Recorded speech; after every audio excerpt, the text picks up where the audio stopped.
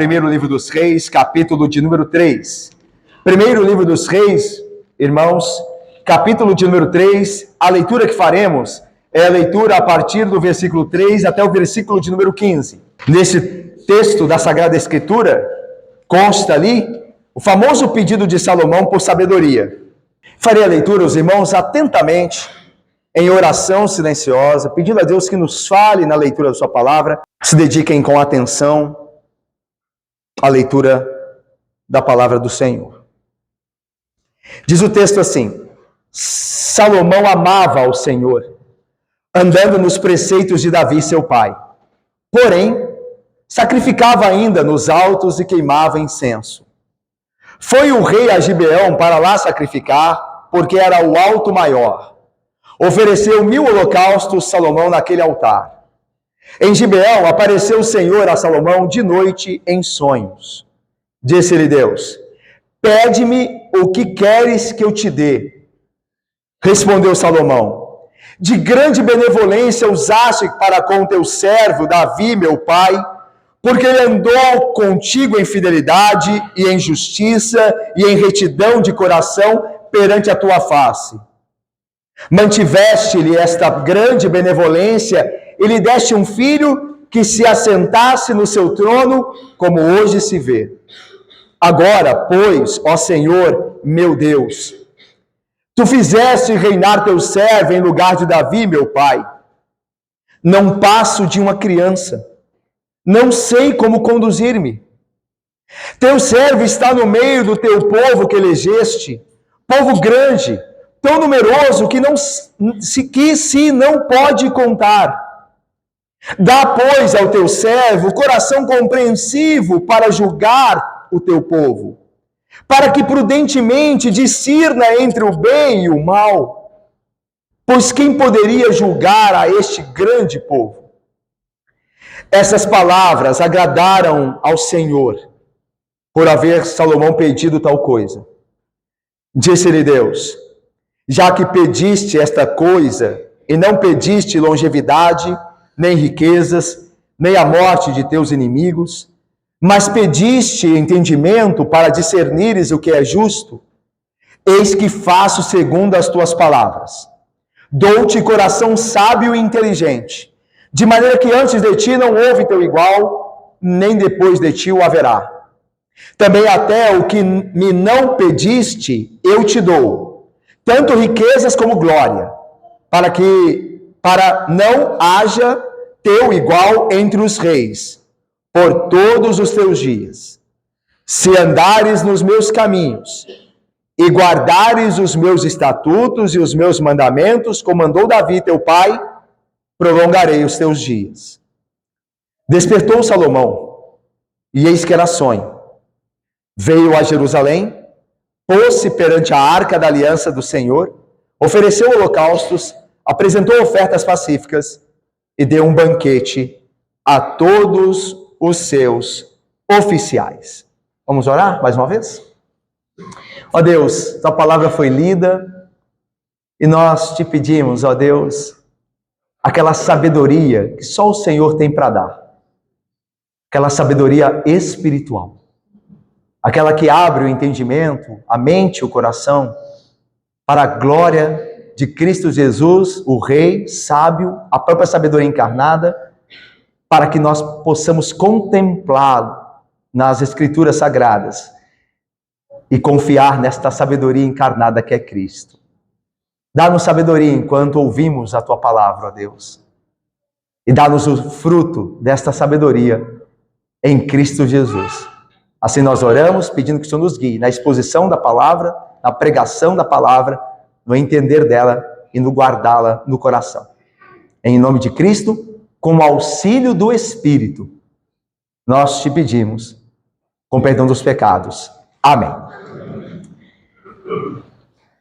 Meus irmãos, a fim de resistirmos à tentação e viver o amor de Deus, precisamos de sabedoria espiritual para escolher o que é certo. Se alguém quer resistir à tentação, Heloísa, e quer viver o amor de Deus verdadeiramente, este alguém precisa ser espiritualmente sábio. Ele precisa discernir entre o bem e o mal, entre Cristo e o maligno. E foi esta sabedoria que Salomão pediu ao Senhor. Foi essa sabedoria de discernir entre o bem e o mal para julgar corretamente que foi o objeto desse pedido tão famoso de Salomão. Mas vamos ver em que contexto esse pedido se deu. Vamos olhar com mais atenção.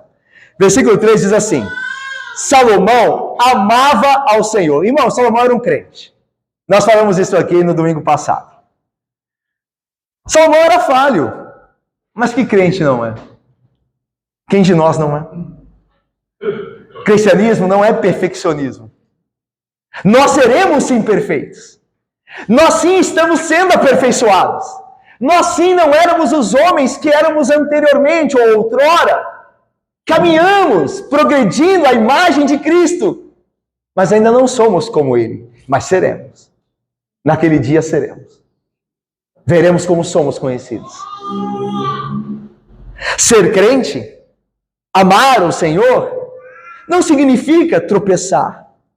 Mas significa que ao tropeçar, vamos ao Senhor que amamos, arrependidos, crendo no seu poder para nos restaurar. Salomão, repito, amava o Senhor. E o Senhor Deus o amava igualmente. E veja como ele amava o Senhor. Ele andava nos preceitos de Davi, seu pai. Aqui os preceitos não eram propriamente os de Davi, mas os preceitos de Deus nos quais Davi andava. Daí o autor resume, andando nos preceitos que Davi andou. Mas esses preceitos nos quais Davi andou, eram os preceitos do Deus de Davi, do Deus de Salomão e do nosso Deus, Presbítero Cortes. Amar ao Senhor é andar nos seus preceitos. Quem diz que ama ao Senhor, Denise, Felipe, Laura, Natália. Quem diz que ama o Senhor e não anda nos seus caminhos, está mentindo. Lembra o que o Senhor Jesus Cristo diz? Licenciado Mateus, querido, Jonatas. Aquele que tem os meus mandamentos e os guarda, este é o que me ama. Por isso diz o texto, Salomão amava o Senhor. Amava como? Andando nos preceitos do Senhor, os mesmos preceitos que Davi andava. Mas ele não era perfeito. Ele amava o Senhor de coração, mas ele estava sendo aperfeiçoado ainda como eu e você. Nós não tropeçamos, eu e você? Certamente, nós tropeçamos. Salomão também, olha o texto. Porém, sacrificava ainda nos altos e queimava incenso. Irmãos, nós falamos disso aqui no domingo passado. A ideia aqui é o seguinte: os altos, ou altos lugares, ou lugares altos, era geralmente um termo usado para o local de adoração pagã. Quando os judeus, quando Israel tomou posse da terra prometida pelo poder de Deus, vocês se lembram que anterior a Israel tomar posse, anteriormente a isso, haviam ali os cananeus, os cananitas, que adoravam falsos deuses. E eles faziam isso nos lugares altos. Nos altos. Os altos eram os lugares de adoração pagã. E acaba que Israel, ao entrar na terra prometida, não eliminou esses altos, mas procurou trabalhar com uma espécie de sincretismo. Eles iam nos altos adorar a Yahvé, mas os altos eram lugares onde se adorava ídolos. Então havia uma espécie de sincretismo. É mais ou menos hoje como uma igreja que quer adorar a Deus e começa a trazer para dentro de si elementos mundanos. Misturam as coisas. Eles dizem adorar a Deus, mas trazem elementos mundanos, trazem princípios mundanos, carnais para dentro da igreja. É mais ou menos isso que acontecia aqui. E você vê que Salomão, apesar da sua sabedoria, e da sabedoria que Deus daria a ele, ainda adorava e sacrificava nos altos e queimava incenso. É verdade que possivelmente Salomão ali naquele lugar, em Gibeão, ele adorava ao Senhor, mas esta junção entre a adoração a Deus no lugar onde era de fato adoração pagã, que era realizada confundia a mente das pessoas. E não era bom. Por isso o texto diz, ele amava a Deus, porém ainda sacrificava nos altos e queimava incenso. A ideia do porém ainda ele não tinha acertado estas coisas e deveria fazê-lo. Tanto que no final do nosso texto nós vamos ver que depois de Deus se revelar a ele no sonho, ele passa a adorar em Jerusalém. Então Deus, de certa forma, o corrige ali. Mas o ponto aqui, irmãos, é que nos falta sabedoria. Salomão era um homem sábio, e ele receberia de Deus mais sabedoria ainda. Mas, meus irmãos, homens sábios ainda estão, ou são possíveis, melhor ainda, de queda, de erros. Às vezes nós confiamos muito em nossa inteligência, no nosso intelecto, mas isso não nos livra do pecado. Sabedoria, intelecto, erudição, não pode livrar ninguém da escravidão do pecado. Só Cristo pode fazer. Não confie no seu intelecto. Não confie na sua erudição. Confie em Cristo Jesus, em sua palavra. Salomão era um homem sábio. Porém, ainda sacrificava nos altos. Ainda não tinha um cuidado que deveria ter. Vamos mais. Olha o versículo 4. Sendo assim, foi o rei a Gibeão. Gibeão, meus irmãos, ficava a noroeste de Jerusalém. Era uma montanha. Era um lugar alto, Gibeão, Renata. E Salomão foi a Gibeão. E diz o texto lá que ele foi para sacrificar. Olha o texto aí. Foi o rei a Gibeão para lá sacrificar. Porque era o alto maior, ou seja, o lugar maior. Ofereceu 1000 holocaustos, Salomão naquele lugar, naquele altar ou naquele lugar. Irmãos, os 1000 holocaustos aqui é uma hipérbole que era muito própria dos escritores ali, hebraístas, dos escritores do Antigo Testamento. A ideia de dizer que ele ofereceu 1000 holocaustos é um meio, uma linguagem, um termo para expressar grande quantidade. Então não quer dizer que ele tenha oferecido literalmente 1000 holocaustos. Quer dizer que ele ofereceu uma grande quantidade em holocausto ao Senhor. É mais ou menos quando nós usamos termos como, quando alguém nos pergunta assim, você esteve na festa? Aí você diz, estive. E quem estava lá? Todo mundo. Não estava todo mundo. Mas se entende que você quer dizer que estava uma grande quantidade de gente. Não quer dizer que você está mentindo. Todo mundo entende essa expressão, todo mundo. Tinha muita gente. É a mesma ideia aqui. A ideia de 1000 é uma maneira que o hebraísmo usa para mostrar grande quantidade. Uma quantidade enorme de sacrifícios. E aí veja, continua o texto, versículo 5. Em Gibeão, o que acontece em Gibeão? Vamos ver juntos? Apareceu o Senhor a Salomão de noite. Disse Deus, meus irmãos, nós estamos diante de um texto que é uma narrativa. Não é um texto prescritivo. A diferença de narrativas, de textos que são em sua natureza textos narrativos e textos prescritivos. Textos narrativos estão contando algo que aconteceu. Não estão necessariamente nos dando a ordem, ou dizendo que isso sempre, em qualquer circunstância, há de acontecer. Textos prescritivos, sim, dão ordens. Por exemplo, os mandamentos de Deus são geralmente prescritivos. Estão dizendo, não faça isso, não faça aquilo, e diz ao povo. Textos como esse, embora tenham ensinamentos, e nós temos visto que tem muitos preciosos ensinamentos, não são prescritivos. Ou seja, por exemplo, o texto não está nos ordenando a ir a Gibeão sacrificar ao Senhor. Seria uma viagem considerável, certo? O texto está dizendo que Salomão foi lá. O texto aqui está dizendo que Deus se revelou a Salomão, apareceu a ele em sonhos. Não está dizendo que Deus sempre vai se revelar a nós em sonhos.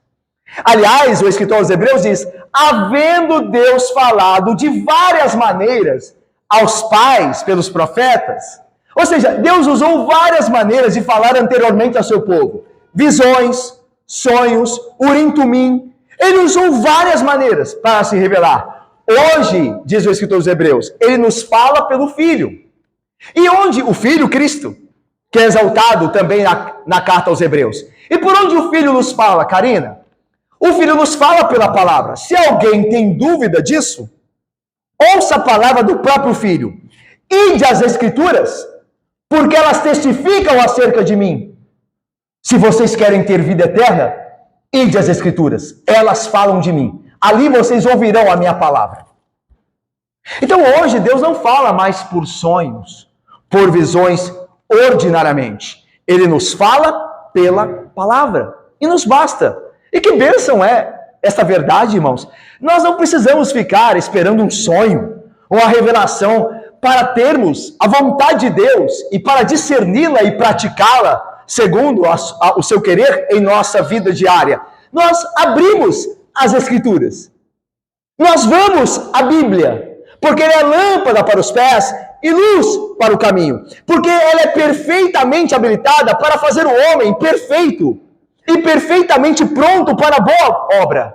Paulo diz a Timóteo, as Escrituras de Deus são úteis para o ensino, para a educação, para a repreensão, para a correção à justiça, a fim de que o homem seja perfeito e perfeitamente habilitado para toda boa obra. Do que mais nós precisamos?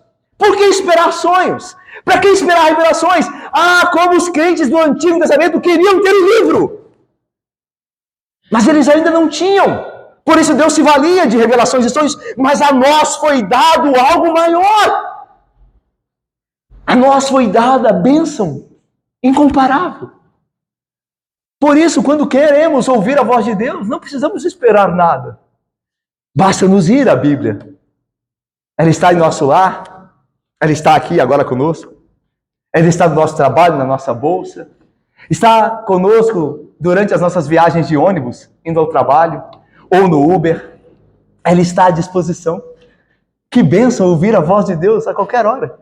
Vitória, que quisermos, naquela hora mais angustiosa, mais angustiante, quando alguém nos fere, quando alguém nos entristece, quando aquele amigo nos trai, nós temos a palavra. Naquela mesma hora, nós podemos ir a ela, sermos confortados, consolados, fortalecidos, santificados. Seria tolice desprezar bênção maior, esperando por algo muito menor. Mas naquele tempo, não havia ainda o cânon. Não havia ainda a palavra toda completa escrita. Por isso Deus se valia, como diz Hebreus, de outras formas de falar a seu povo. Uma delas era por meio de sonho. E Deus não falava a todo servo por meio de sonho. A alguns falou sim, a outros não. Alguns deles que falou por meio de sonho, Salomão, José, Daniel. Mas a outros não, falou por outros meios. A nós nos fala pela palavra de seu Filho. Nos fala aqui eficazmente, perfeitamente. Vamos então voltar aqui. Em Gibeão apareceu o Senhor a Salomão de noite em sonhos. Disse-lhe Deus, olha o que Deus disse a Salomão, pede-me o que queres que eu te dê. Meus irmãos, que palavra, que oportunidade. Deus não impôs aqui quaisquer condições ao pedido do rei, mas simplesmente o convidou a pedir o que ele quisesse. Este convite extraordinário e sem precedentes foi também um teste sério para Salomão. Por quê? Porque a resposta de Salomão revelaria da sua parte santidade ou impiedade do seu caráter. Não é verdade? Quando os freios são retirados dos homens, quando as condições são deixadas de lado, nós revelamos quem somos. Não é assim? Olha, pede-me o que quiseres. Eu não vou impor a ti condição alguma. Pede o que o teu coração quer. O que você pediria? O que o teu coração deseja mais do que tudo? Foi isso que de fato foi dado a Salomão, essa escolha, sem quaisquer condições. E era um teste, como dissemos, ao caráter dele. Pois dê liberdade a um homem e ele revelará quem ele é. Ele mostrará quem ele é. Por isso nós podemos pensar aqui conosco no que nós poderíamos, naquele momento, se tivéssemos lugar de Salomão, pedirmos a Deus. Qual é a coisa que mais nós desejamos? Será que nós pediríamos sabedoria, como Salomão fez? Santidade. Quem está preocupado com santidade? Talvez ser mais justo com o nosso próximo, com nossos irmãos. Talvez conhecer e amar mais ao Senhor. Talvez necessitemos mais disto. Outro talvez pediria mais compromisso com o reino de Deus, porque anda atarefado com muitas coisas. Talvez mais devoção particular e sincera ao Senhor, mais vida de oração. Por outro lado, poderia Diácono Carlos, Isabela, Moras, e Vanessa e Bruno estar no nosso coração desejo por mais riqueza, mais prazeres carnais, mais comodidades e menos responsabilidade. Não é o que muitos querem? Mais comodidade com menos responsabilidade. Não é o que os homens desejam? Ah, se eu pudesse ganhar mais e trabalhar menos. É um desejo, não é? Eu espero que nós não estejamos rindo, porque de certa forma nós achamos isso agradável. Mas se de fato achamos, é porque ainda há o velho homem em nós. O que há no seu coração? O que você pediria? Isso diz muito sobre você e a minha pessoa. Sonde-se agora, pelo Espírito Santo. O que é que você mais deseja? O que é que você mais busca? Durante a semana, o que você mais está atrás? Lá no seu quarto, com o computador, o que você mais busca no Google? O que você mais digita ali? Atrás do que você está? O que mais você deseja? Não é um teste probatório? Não revela o nosso caráter? Veja o que Salomão respondeu. Versículo 6. Respondeu Salomão. Vamos ler versículo 6? Leiamos. De grande benevolência...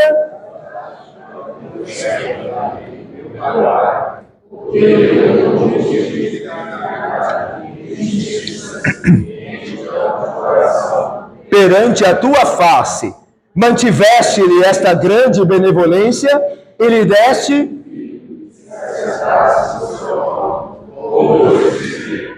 Irmãos, isso aqui é uma oração de Salomão. Ele está falando com Deus. E falar com Deus é orar ao Senhor. Ele está orando ao Senhor. E esta oração começa, esse pedido por sabedoria, começa relembrando e proclamando com reverência quem Deus é e o que Deus tem feito. Não é assim que Salomão diz? Senhor, tu és benevolente, porque ele diz assim, de grande benevolência usaste para com teu servo Davi. Certo?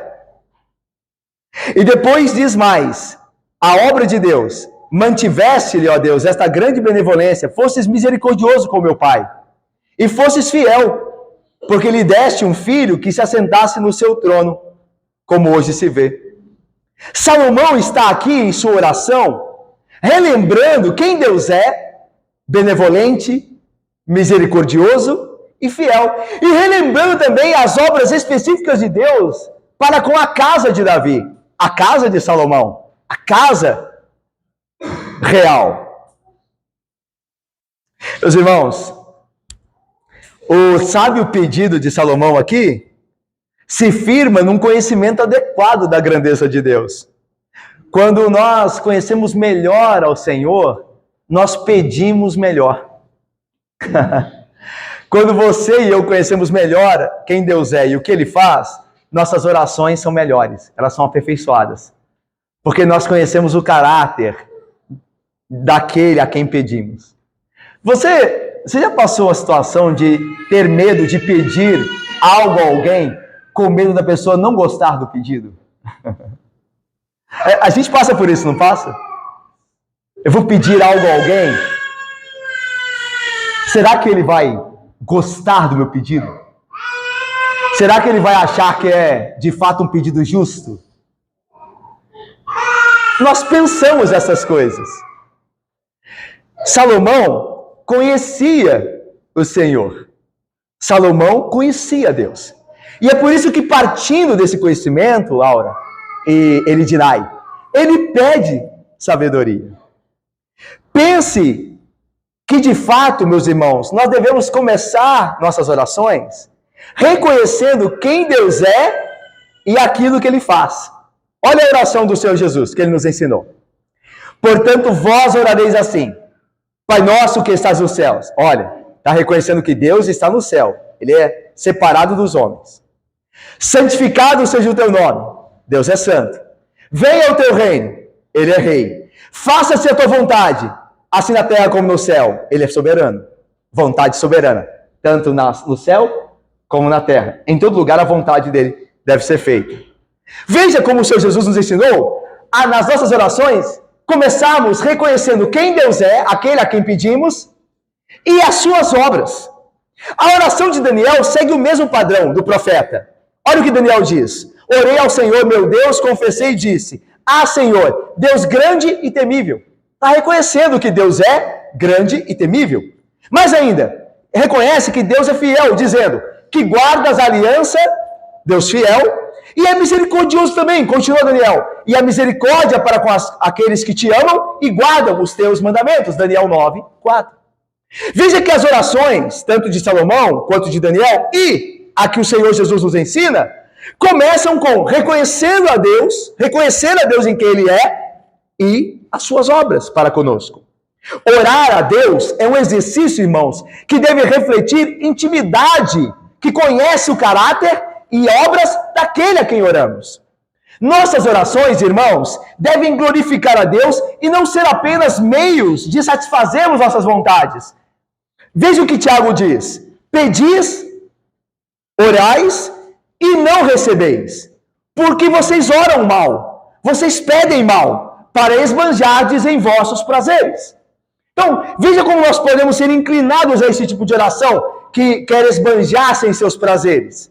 Quando nós começamos a oração pedindo coisas a Deus. Veja, irmãos, é claro que não é pecado pedir algo a Deus. É claro que se queremos e desejamos algo, é a Deus que devemos ir.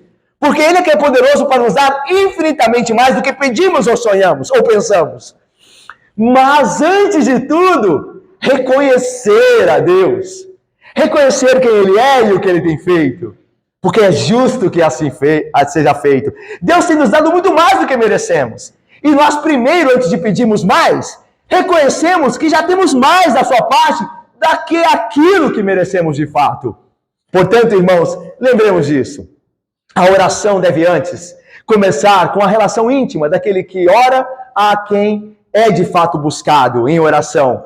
No sentido de reconhecer a Deus quem Ele é. Sua majestade, soberania, santidade, justiça e todas as obras que Deus já tem feito em nossas vidas. E então, nós pedimos posteriormente pelo pão nosso de cada dia, pedimos pelo perdão de nossas dívidas.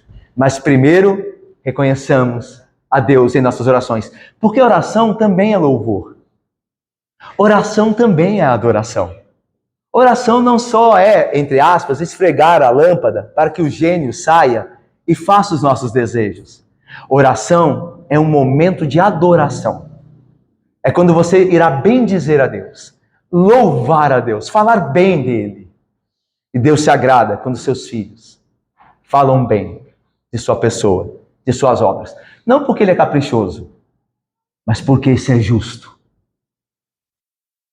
É justo adorar a Deus, porque Ele é quem diz ser, e Ele faz o que promete. Se nós não adoramos, em nossas orações, nós estamos sendo injustos com Deus, porque Deus merece adoração. Isso é justo diante dEle, ok? Vamos ao versículo 7. Olha o que Salomão continua dizendo, preparando-se para pedir o que deseja. Agora, pois, leiamos juntos. Agora, pois, ó Senhor, meu Deus, Tu fizeste.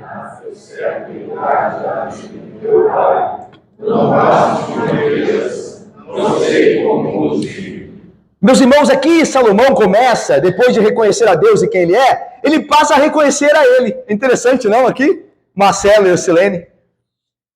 Depois de Salomão reconhecer a Deus, Natália, sendo Deus quem é, agora Salomão reconhece quem ele é.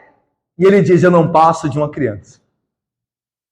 Irmãos, quando nós conhecemos a Deus perfeitamente, Vitor, presbítero Otto, nós temos uma compreensão exata, depois, de quem nós somos. Quem não conhece a Deus como ele é, sempre terá uma imagem errada de quem ele mesmo é. Ele sempre vai achar que ele é mais do que ele é, porque ele não tem o padrão de Deus. Mas quando nós temos o padrão de quem Deus é, então nós enxergamos muito bem quem nós somos. Nós somos incapazes, necessitados, cegos, pobres e nus, em comparação a quem Deus é. E é isso que Salomão está dizendo aqui. Senhor, eu não passo de uma criança. Eu não sei como conduzir-me. A ideia de não sei como conduzir-me aponta para as guerras de Israel. A necessidade de guerrear.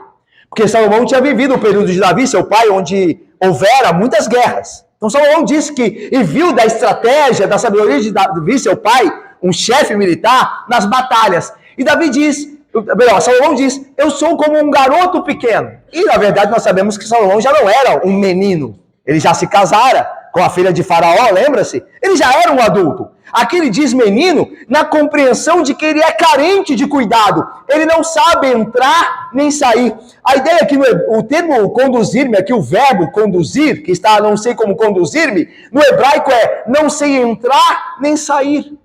E a ideia das batalhas, esse termo entrar e sair, é muito utilizado ultimamente para as batalhas. Quando os exércitos saíam e entravam, saíam para a guerra e voltavam. Então a ideia de Salomão é, eu não sei conduzir esse povo em grandes batalhas. E eu preciso dessa sabedoria. Posteriormente ele vai dizer também da necessidade dele da sabedoria em julgar causas do povo. Mas aqui a questão provavelmente é militar. Ele diz, eu tenho um grande povo e eu não sei sair e entrar como uma criança. A ideia de que uma criança para sair precisa de seus pais. Ela tem medo do mundo lá fora. E ela precisa ser acompanhada. E quando, para ela entrar, ela precisa que o pai abra a porta. Ela não tem força. Então a ideia de que eu tenho necessidade de saber como entrar e como sair. Eu não sei fazer isto. Meus irmãos, aqui Salomão então reconhece a sua limitação. Assim como os servos de Deus a reconheceram também. Olha o que Moisés disse antes de Salomão. Então disse Moisés ao Senhor, quando Deus o chamou para ser o seu enviado ao Egito. Ah, Senhor, eu nunca fui eloquente, nem outrora, nem depois que falasse a teu servo, pois sou pesado de boca e pesado de língua. Reconhecendo a sua limitação. Olha o que Jeremias, o profeta, disse a Deus. No mesmo sentido. Então lhe disse Jeremias, ah, Senhor Deus, eis que não sei falar, porque não passo de uma criança. Jeremias 1, 6. É isso que o povo de Deus pensa dele mesmo, ou pelo menos deveria, cada um de nós. Senhor, eu não passo de uma criança. Eu não sei decidir por mim mesmo. Eu não sei dar valor ao que realmente importa. Já viu criança dando valor às coisas? Já viu? Há um tempo atrás, meus sobrinhos vieram nos visitar aqui em casa. Eles tinham uma viagem programada ao Beto Carreiro. E eles foram ao Beto Carreiro. Mas antes de ir ao Beto Carreiro, eles passaram uma sexta-feira lá em casa e nós levamos eles no parquinho ali do condomínio. E o parquinho do condomínio tem um escorregador muito mequetrefe e uns brinquedinhos lá. E eles brincaram ali a tarde toda, da sexta-feira. No sábado eles saíram para o Beto Carreiro, ficaram lá no final de semana e voltaram. Quando eles voltaram, eles chegaram assim e disseram, vamos nos parquinhos? Aí nós perguntamos, vocês gostaram mais do barquinho ou do Beto Carreiro? Aí eles, dos dois. Veja como uma criança não sabe muito bem o que é o parquinho comparado ao Beto Carreiro. Nós não passamos de crianças. Às vezes nós damos importância àquilo que não tem nenhuma. E o que tem, nós desprezamos. Portanto, todos nós aqui, irmãos, carecemos da graça do Senhor, porque nós não passamos de criança. Sejamos como Paulo. Lembra do apóstolo Paulo? Ele diz assim, aquele que pensa que sabe, não aprendeu como convém saber. Aquele que pensa que é maduro, não aprendeu como ser maduro. O amadurecimento começa, Ana, em levar em conta nossa limitação. Confessar como esses homens, inclusive Salomão, confessaram: Senhor, não sei como me conduzir. Não passo de um garoto, não passo de uma criança. Olha o versículo 8, vamos lá? Teu servo está no meio do teu povo, continua Salomão. Povo que elegeste, povo grande, tão numeroso, que se não pode contar. Irmãos, ele é o rei, ele é o líder, é o príncipe, melhor dizendo, do povo de Deus. Olha o que Salomão diz: o teu servo está no meio do teu povo, Deus, não é meu, é teu povo. Irmãos, pastores, presbíteros, diáconos, futuros pastores, licenciado, nós somos chamados a conduzir o povo de Deus. Irmãos presbíteros, nós somos chamados a conduzir o povo de Deus. Diáconos, queridos, vocês juntamente conosco são chamados a conduzir o povo de Deus. Que honra, que privilégio, irmãos. Mas que responsabilidade também. Que responsabilidade. Nós somos chamados a conduzir o povo pelo qual Cristo morreu. Pelo qual Cristo pagou o preço. Pelo qual Ele derramou o sangue dele e partiu o seu corpo. Que responsabilidade. Como Paulo perguntou, nós também perguntamos: quem é suficiente para essas coisas? Quem pode fazer essas coisas? Quem pode conduzir o povo que Cristo remiu? Nós precisamos de sabedoria como Salomão. Porque é o povo de Deus que nós estamos conduzindo. Do mais velho membro e ovelha deste corpo até a mais tenra criança. Professores da escola dominical, professores dos pequenos, vocês ensinam o povo de Deus. Você ensina os cordeirinhos. Aquelas crianças foram compradas pelo sangue de Cristo. Elas fazem parte do povo. Cristo morreu por elas. Por isso Cristo diz: deixai vir a mim os pequeninos, porque dos tais é o reino dos céus. Que grande responsabilidade. Às vezes nós olhamos para os pequeninos de qualquer maneira. Cristo morreu por eles também. Fazem parte do seu povo. É o povo de Cristo que Ele comprou com sangue. Que grande responsabilidade nós temos. Porque nós daremos conta dessas almas diante de Deus, de Cristo, no dia do juízo. É um grande privilégio, meu irmão, ser líder é um grande privilégio. Não neguemos isso. É um grande, as honras que Deus nos dá, o carinho do povo dele, o amor, a consideração, o respeito, o trato. Tudo isso é um grande privilégio. Que alegria ser reconhecido como uma bênção no meio do povo de Deus. Mas que grande responsabilidade. A quem muito é dado, muito será cobrado. Que nós lembremos disso, enquanto servimos a Deus, ao povo dele, não nosso, povo dele. Salomão continua agora no pedido, depois de colocar todas essas questões nas quais ele demonstra a sua grande necessidade, ele diz então no verso 9, o versículo 9: dá, pois, ao teu servo coração compreensível, para julgar o teu povo, para que prudentemente discirna entre o bem e o mal, pois quem poderia julgar a este grande povo? Dá, pois, diz Salomão, ao teu servo, ó Deus, coração compreensível. A ideia aqui, irmãos, é um coração que ouve, literalmente, Caio, Diácono Luiz querido, Diácono Felipe, um coração Lismar que ouve. Para julgar, Salomão é o rei, ele é o juiz de Israel. Para julgar, ele precisa ouvir a causa, e precisa ouvi-la com sabedoria, com prudência, para discernir o que é justo e o que não é, o que é bom e o que é mal. É interessante que nos próximos versículos e capítulos, o texto nos mostrará a sabedoria que Deus deu a Salomão em prática. Lembra das duas mulheres que vão chegar disputando o mesmo filho? Ele tem que ouvir para julgar. Ele tem que ter um coração pronto a ouvir e discernir o que é justo e o que não é. Você também tem que ter. Mesmo que você não seja um líder na igreja, você é líder em algum lugar. Você é líder na sua casa, você é o marido, você é líder sobre os seus filhos, você é a mãe, você é líder no seu trabalho, é uma pessoa de influência, as pessoas te ouvem lá. Você é líder no seu colégio, você é líder para com seu irmão mais novo. Você também precisa de sabedoria para discernir. Vidas dependem de você. Você pode abençoá-las ou prejudicá-las, de acordo com o que você faz, sabiamente ou não, de acordo com o que você fala, com sabedoria ou não. Uma palavra destrói a vida de uma pessoa. Lembra que Tiago diz? A língua, o pequeno órgão, pode colocar em risco toda a carreira da existência humana. Precisamos de sabedoria para a criação dos nossos filhos, num tempo tão mau. Salomão reconhece isso. Dá-me um coração pronto para ouvir, principalmente a tua palavra, os teus preceitos, para me deixar conduzir por eles, porque aí sim eu posso julgar a este povo. Grande povo é este! E para isso eu preciso, ó Deus, de graça para discernir entre o bem e o mal. Irmãos, aplicando, admitamos nossas fraquezas, irmãos. Quem é suficiente para essas coisas?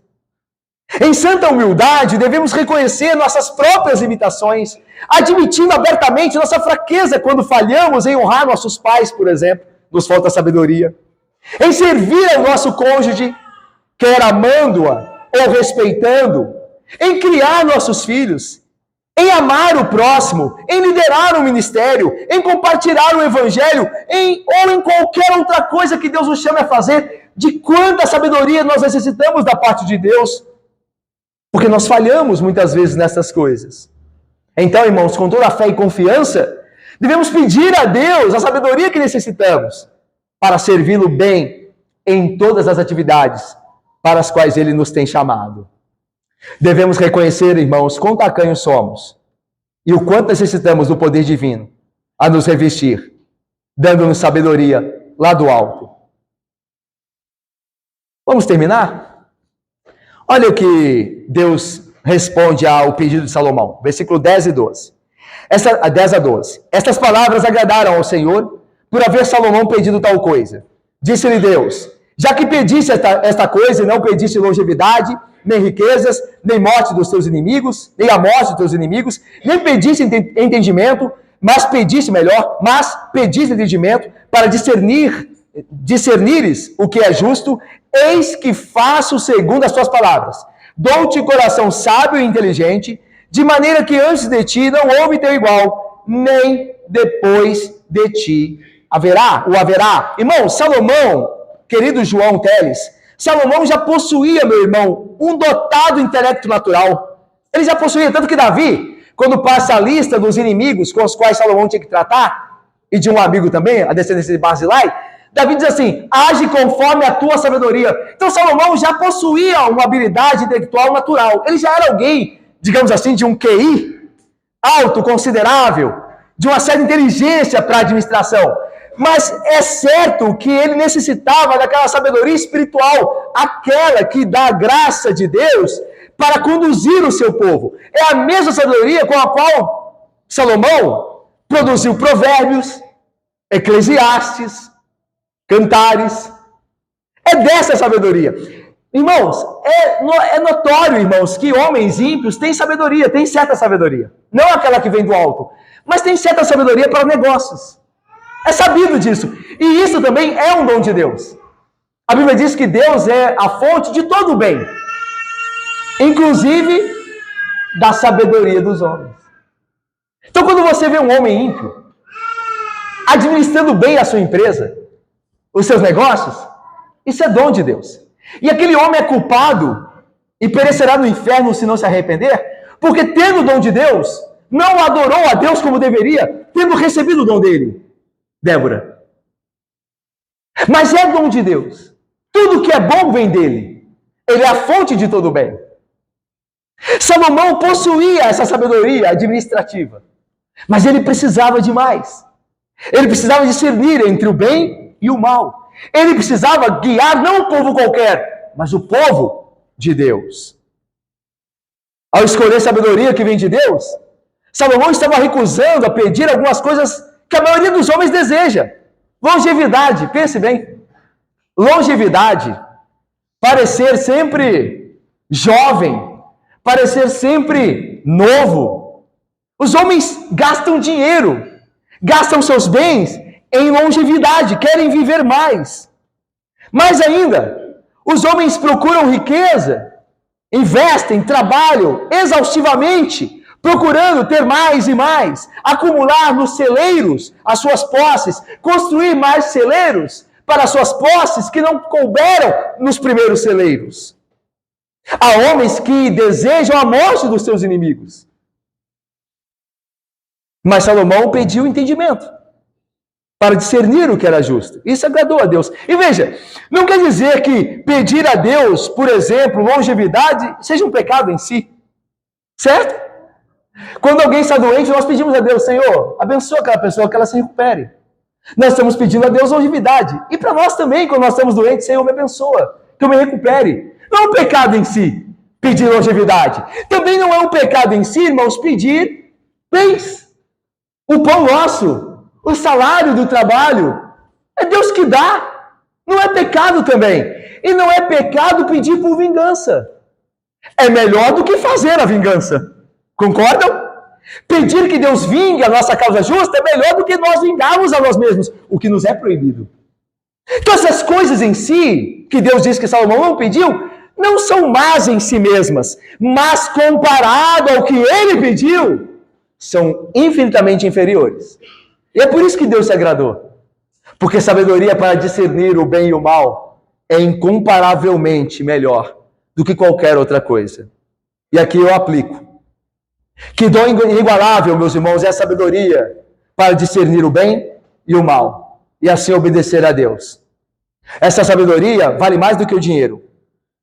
O dinheiro pode te ajudar a reconhecer o caminho que você deve seguir na vida? Meus irmãos, não é poucas vezes que nós vemos pessoas deixando trabalhos em que ganham menos, por trabalhos em que ganharão mais, e serem felizes naquele trabalho no qual ganham mais. Não é poucas vezes que você vê situações assim. Eu me lembro de um casal, certa feita, que conheci, que deixou a sua cidade para ir a outra, onde naquele emprego do marido, ganhasse ali muito mais do que se havia ganhado no primeiro emprego. Só que não consideraram, a princípio, que naquele local para onde iriam, não havia uma igreja, uma boa igreja. E foram. Chegando lá, não havia igreja boa para frequentar. Tiveram sérios problemas espirituais. Mas pensaram no dinheiro, em ganhar mais. Dinheiro pode dar bem-aventurança? Pode ajudar um homem a amar sua mulher? Verdadeiramente?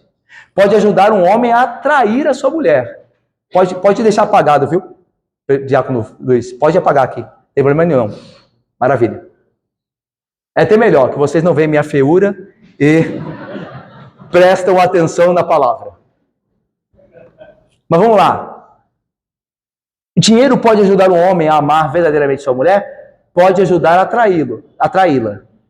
Quantos casos que você conhece de homens que enriquecem e traem a sua esposa? Porque se sentem agora senhores do mundo. Dinheiro, fama e riqueza pode ajudar uma mulher a respeitar seu marido? Ajudar a um casal como criar seus filhos? Não podem. A sabedoria de Deus sim pode. Ela ajuda as pessoas a decidirem como devem viver, trabalhar e se entreter. Até a se entreter, a sabedoria de Deus ajuda. Às vezes nós nos entretemos demais. E é bom se entreter, mas não demasiadamente. É bom, numa hora, parar e descansar. Ver uma televisão num bom programa, se ainda é que existe, com sua família, com os seus. Ir no cinema, assistir uma peça teatral, se é que existe alguma boa. Ouvir uma boa música. Isso é entretenimento. Ler um bom livro. Mas é preciso sabedoria para isso. Porque você pode desperdiçar o seu tempo ao se entreter com coisas que você não deveria. Salomão pediu a Deus um coração com o dom do discernimento. Discernir entre o bem e o mal. Nós deveríamos fazer o mesmo. Há muitos tolos no mundo, e certamente eles nunca deram valor à sabedoria que vem de Deus. Eles deram valor a algo inferior à sabedoria. A fama, a riqueza, a prazeres. Esses são os tolos que existem no mundo. Os santos reconhecem que há algo melhor, há algo superior. Olha o versículo 13 e até o 15 aqui nós terminamos. Vamos lá? Também até, continua Deus, também até o que não pediste eu te dou. Tanto riquezas como glória, que não haja teu igual entre os reis, por todos os teus dias. Agora veja a condicional, para um caso específico. Se andares nos meus caminhos, e guardares os meus estatutos e os meus mandamentos, como mandou Davi teu pai, prolongarei os teus dias. Isso aqui há uma coisa muito importante aqui, irmãos. Há alguns pedidos que têm, alguns dons, algumas bênçãos que não têm condições, que não precisam de condições. Pede o que me quiser, sem condição. E tem algumas bênçãos que têm condições. Nós temos que fazer diferença quando nós lemos a Bíblia. Tem algumas coisas que nos vêm sem condição. Por exemplo, a salvação eterna em Cristo. Não tem condição, basta a fé. Não é necessário obra meritória. A fé nos levará à salvação em Cristo Jesus. Mas há outras coisas na Bíblia mesmo que é preciso uma condição. Por exemplo, para se ganhar dinheiro é preciso trabalhar. Aquele que trabalha, que também coma. E o que não trabalha, que não coma. Então nós temos que entender biblicamente algumas coisas para as quais há condições e algumas promessas para as quais não há condição alguma. A da salvação e vida eterna não há condição senão a fé. Nada de obra. Mas para outras coisas na vida, há condição. Se você não trabalhar, você não come. Ok? E aqui, Deus promete muitas coisas a Salomão sem condição. Deus diz, dar-te riquezas, como glória, porque você me pediu o que importa, agora eu vou te dar as outras coisas que você não pediu também. Mas para que se prolongue os teus dias, você deve andar nos meus caminhos e guardar os meus mandamentos. Aí tem uma condição. Para que o teu reino se prolongue, para que você se prolongue no trono, você guarde o meu mandamento e os meus estatutos. E nós veremos que Salomão teve muitas dificuldades com relação ao trono e à administração do reino, porque não andou segundo os estatutos. Nós veremos isso se Deus permitir. Mas veja como Deus é bom. Quando nós buscamos o reino dele e a sua justiça, como disse Jesus, ele nos dá a base, querido, muito mais do que pedimos. Lembra o que Jesus diz? Buscai, pois, em primeiro lugar, o seu reino e a sua justiça. E as demais coisas vos serão acrescentadas. Quando Salomão busca aqui sabedoria para administrar o reino, porque ele está buscando sabedoria não é para ele, é por causa do povo, lembra? Dá sabedoria porque como administrar um grande povo desse, o teu povo? Então ele está pensando no reino. Aí ele pede sabedoria pelo reino. Aí Deus dá com a sabedoria riquezas e glória. Porque Jesus diz, buscai, pois, em primeiro lugar o reino de Deus e a sua justiça. E todas as coisas que vocês precisam, de fato, serão acrescentadas. Terminando, despertou Salomão e eis que era sonho. Ou seja, Deus havia realmente falado com ele num sonho.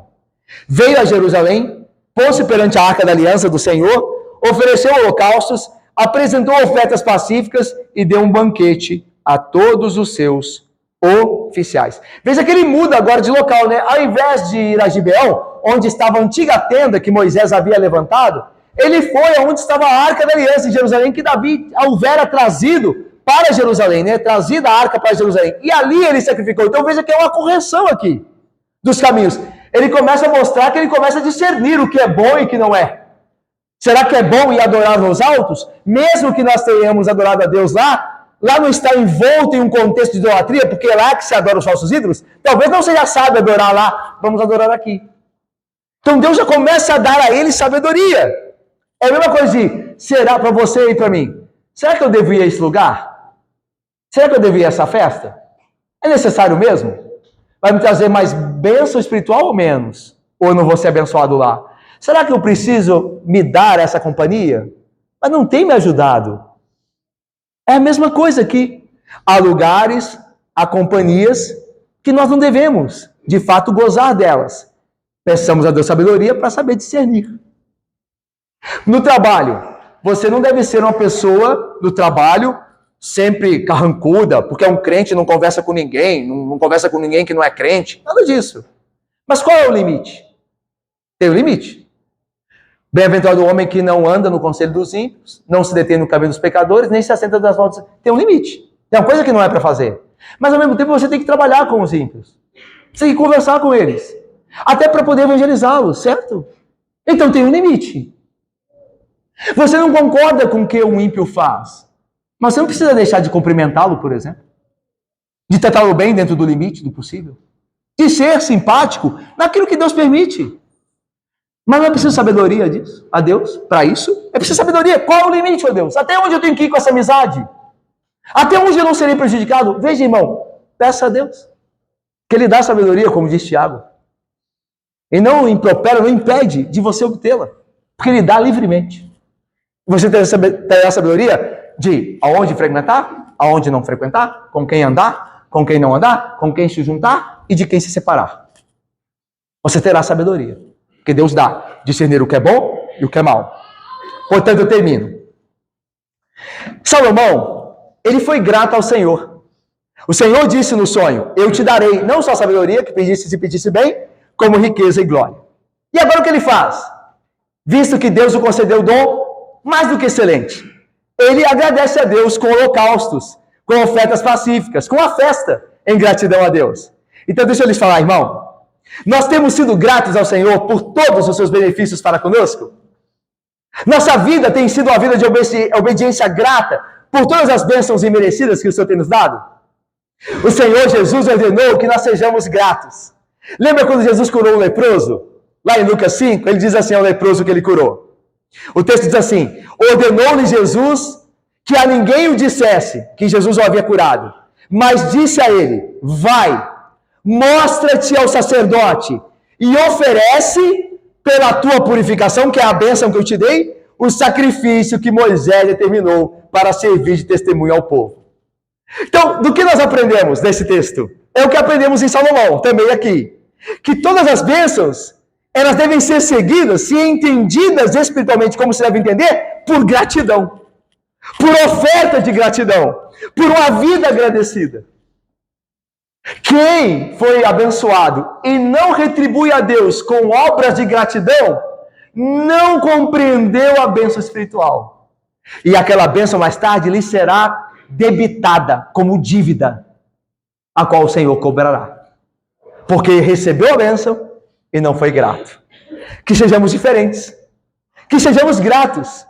Que bênção divina, irmãos. Que sabedoria tem um coração grato, acompanhado de obediência sincera e pronta. E que terrível e mesquinha é o coração do homem que não vive em gratidão para a glória de Deus. Que coração você tem? Que coração eu tenho? Qual é o seu coração? Um coração grato? Um coração que diz, Senhor, eu tenho muito mais do que eu mereço. Eu tenho todas as bênçãos em Cristo Jesus, incomparáveis a tudo que o mundo pode dar, e nada disso eu mereci da tua parte. Senhor, quero viver em tua gratidão, quero oferecer meu corpo, minha vida como um sacrifício agradável ao Senhor. Esse é o teu coração? Esse deve ser o nosso coração. E eu termino falando de Cristo. O que Cristo tem a ver com esse texto? Ele tem tudo a ver. Porque a sabedoria que Salomão obteve, apesar de vir de Deus, era a sabedoria de Salomão. Sim, ela é verdade, ela encantou a rainha de Sabá. Mas a sabedoria, que é Cristo, é incomparavelmente melhor e maior.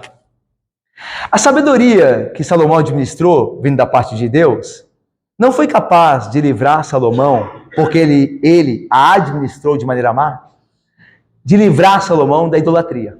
Nós vamos ver Salomão posteriormente caindo em idolatria. Mas a sabedoria que é Jesus é poderosa para nos livrar dos pecados.